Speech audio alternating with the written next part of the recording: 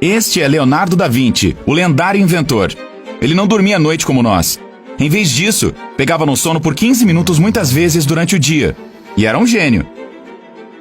Este é o famoso artista Salvador Dalí. Ele gostava de dormir durante o dia, mas fazia isso sentado em sua poltrona. E adormecia, segurando uma colher de metal ou chave. Quando Dalí pegava no sono, a colher caía em uma placa de metal no chão e o acordava. Ele era um gênio. Thomas Edison, o homem que nos deu a lâmpada. Ele segurava bolinhas nas mãos enquanto adormecia. Elas caíam e o acordavam. Esse homem também era um gênio. Eles dormiam dessa maneira estranha por um motivo. Estavam tentando entrar no crepúsculo da consciência, quando o cérebro não está mais acordado, mas ainda não está dormindo.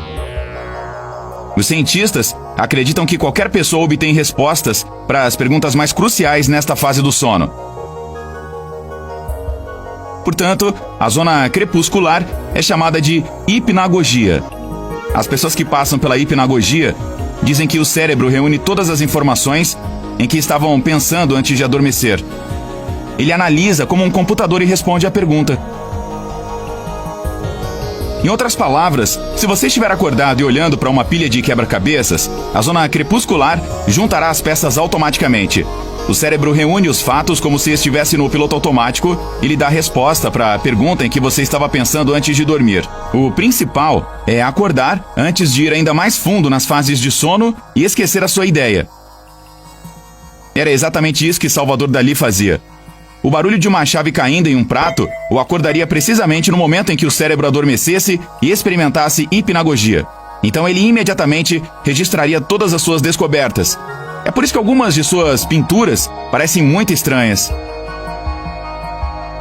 Você também já passou por esse estado quando de repente acordou à noite com alguma ideia e rapidamente a escreveu? Mas não pensou em nada em particular antes de dormir. Então, quando olhou para suas anotações pela manhã, leu algo como Super Pombo TI. Mas alguns cientistas propositalmente pensam em tarefas complexas antes de dormir, para que seu cérebro, quase dormindo, lhes dê uma pista para solucionar essa tarefa. James Watson, por exemplo, viu duas cobras entrelaçadas durante o sono e percebeu que é assim que a estrutura do nosso DNA se parece. A zona crepuscular também é chamada de E1, é a primeira fase do sono. Cientistas recentemente investigaram esse crepúsculo da consciência. Cerca de 100 participantes tiveram que resolver problemas matemáticos. Em um ponto, os responsáveis pelo estudo deixaram os participantes fazerem uma pausa. Eles se reclinaram em uma poltrona em uma sala escura, segurando um copo de bebida nas mãos. Muitos adormeceram, deixando cair o copo. O som os acordou e eles tiveram que continuar resolvendo as questões. Os resultados mostram que aqueles que adormeceram e entraram na fase da zona crepuscular tiveram uma chance de 83% de resolver os problemas. Os que ficaram acordados tiveram apenas 30% de chance. Os participantes do experimento só precisaram de 15 segundos no crepúsculo da consciência para obter uma vantagem considerável. Os cientistas atribuem esse impulso na atividade cerebral e criatividade ao fato de que o cérebro está no estado ideal, no qual você tem essa cognição livre e faz associações estranhas nesta fase do sono. Se não se despertar para a criatividade e dormir, depois do E1, seu cérebro vai ainda mais fundo, para o E2. Essas duas fases são o sono superficial. Você pode acordar aqui sem problemas. Na primeira fase, ainda pode ouvir os sons ao seu redor. Se você já adormeceu no metrô, esteve em uma dessas fases.